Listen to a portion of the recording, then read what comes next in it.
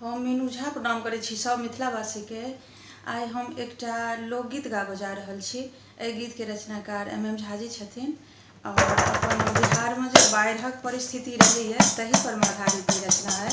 कोशिश करै छी जे सब गोटे के नीक लागल। धन्यवाद। जय मिथिला, जय मैथिली। हो कक्का तहूँ नहीं केलहक जीबैक कोनो जोगार।